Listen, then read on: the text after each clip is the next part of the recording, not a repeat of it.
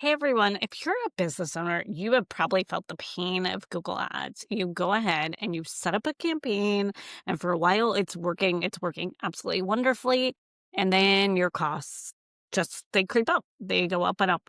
The CPCs, so the cost per clicks that you were absolutely happy with, are now way too high. Suddenly your ads don't seem to actually even be profitable anymore. I know that feeling. I've been running Google Ads since 2007. I've turned a consultant, and this is exactly what I help businesses with in my consulting business.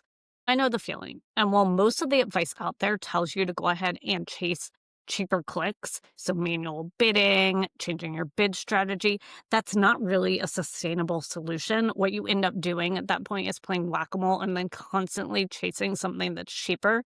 Instead, this video is going to talk about a change in focus that you can control. So I'm going to walk you through some key strategies to help when the costs start to increase in Google Ads. Because at the end of the day, the value of every click that you get is also about how you're operating your business so that you can make your ads profitable again, no matter how high that CPC gets. So let's get started. So one huge tactic, and a lot of times businesses don't necessarily think about it with these rising CPCs, because we can't necessarily control that like floor price that Google sets. And what's happening with Google Ads right now as a platform with AI, with every advertiser under the sun, knowing that they can't SEO their way out of this situation and they want to get on Google and be shown, is that cheaper traffic is becoming harder and harder to find. But here's the good news. So one of the ways that you can start focusing, and what I've been working on this year, is these exact strategies. So the first one is really think about increasing your average order value. So I did this a lot when I was working with big brands. And what we did is we bundled a lot of those products. I'm trying to give an example without telling you what type of client that I actually worked on. But I worked on one product that was a very, very high-end appliance, essentially. And with that appliance, we would build in everything they needed to get started with that appliance. So let's just pretend it's a washer. You would get that washer basin, the balancer. You're adding in all those extra, the tools for installation and things like that, so that way that customer is buying more than just that appliance or just that one thing. So think about ways that you can bundle. You see this often with like socks or underwear, right? People are bundling those products. 5 would be cheaper than just buying 1 or 2. Things like that, or buying, a set. Really, really think about how your products can go together and bring up the average order value so that cost per click that has been pushing you is going to get you more bang for your buck. A lot of times I think about myself again as a woman who loves to shop. I come in a lot of times, I may be interested in buying something for myself, but if I could add more to my kids, then I will be buying for them too, which brings me to the next option, which is really those free shipping thresholds. I can't count the number of times I wanted something for myself, but I can't find anything else in the store to buy. And so I end up adding things for my husband or my kids or, accessories just to get to that minimum for free shipping. So it's a great way to nudge people to add more to their cart and, again, not be pressed with those CPCs. Another benefit is discounts, right? So if you spend a certain amount, then you're going to be eligible to get, this discount or this discount. But again, all of that is aimed at pushing a customer to spend more ethically, of course. So again, increasing your AOV, you're making each click a little bit more profitable. It helps offset what's happening within the platforms. Another huge thing that we talk about all the time as an industry is your conversion rate optimization, right? So what can you do on that website to make that purchase price easier? Can you integrate shopping carts? Can you, for example, send people directly to a page that loads quickly? Can you reduce any of those friction points with the shopping process? So for example, today I was buying fabric because we're going to get a custom costume for my daughter's dance recital. I'm sorry, dance competition. She's a competition dancer. And I added everything I wanted to the cart, and a bunch of the fabric was labeled quick ship. And then I had to take that out because I had one that wasn't quick ship, and it told me after the checkout process that if I didn't add them all, they would bundle them and ship them together, and the whole package would get here later, and I want everything sooner. And so I had to go back and create a second order. It was just, it was a friction process. So if you can reduce that friction in your process, you're going to get more people to convert and to give, basically not abandon. I really wanted that stuff. I didn't abandon my cart, but that was really, really, if I hadn't really wanted that, I would have gone elsewhere.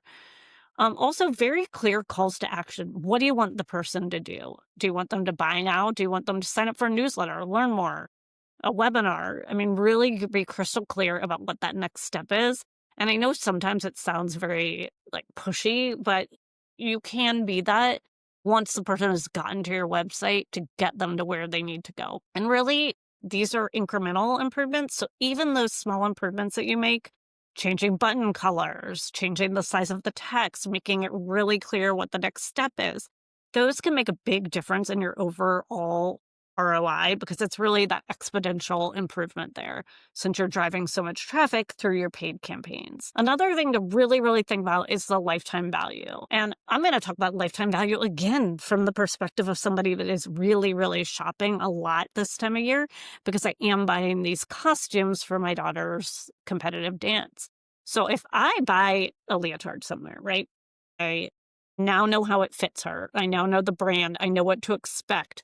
They email me. They communicate with me. They're doing all those right things because a lot of times this time it's so competitive. Always, always shopping a small business because I really, really want to get the most unique thing for my daughter.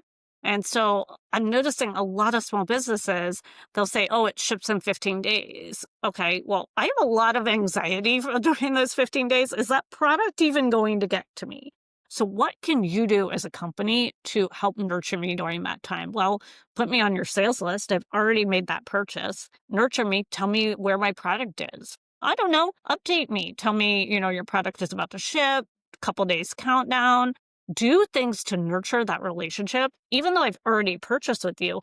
Because if I know that this fits, it's unique, it's a small business, I'm going to come back to you year after year and you're going to have a big lifetime value because my daughter's 10. She plans to dance all the way through college and hopefully for the rest of her life because this is her choice of athletics. So it's not just a one-time sale. You're building long-term relationships. Email, text, stay in touch with your customers, keep them coming back. Also, if I'm buying a costume and you offer non-costuming, but like convention wear, workout wear, again, I know how it fits. I want that points, discounts, exclusive perks. I will sign up for it if it involves, my kid and my kid's activities. I'm probably preaching to the choir here if you're a business owner. So when you increase your lifetime value, you're essentially spreading that cost from that initial click, right? That got me in. I have searched unique red, leotard.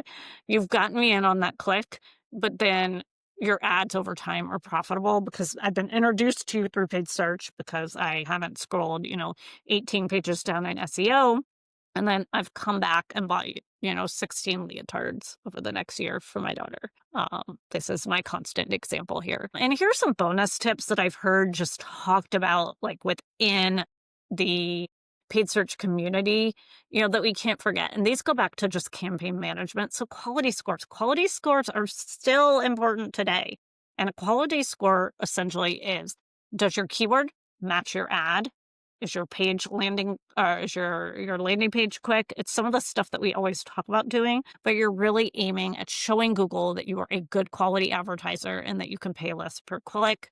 That helps drive your costs down. I would also say negative keywords, right? So when you're adding negative keywords, you're showing up less often for keywords that are relevant. So if you can continue to add negatives, those are ways that you can control your CPCs because Google is going to see an expected click-through rate that's higher. You're going to get a click-through rate that's higher. You're going to be seen as more quality. You're not showing up for that stuff on the peripheral that Google has been showing you for. That is going to maximize that quick click quality there. And then also really focus on those high intent keywords, right? So at the end of the day, the high intent keywords are going to lead to those conversions. And that is important to keep that focus there. And also don't underestimate ever the power of a well-optimized landing page. I often tell people, I think it was 15 years ago, I wrote a blog post about it, but your keywords to your landing page and that connection is done through Google crawling that landing page. So if I am, for example, selling t-shirts online, that website better look like t-shirts when Google's crawler crawls it, and that involves an SEO optimized t-shirt landing page. And to be more specific,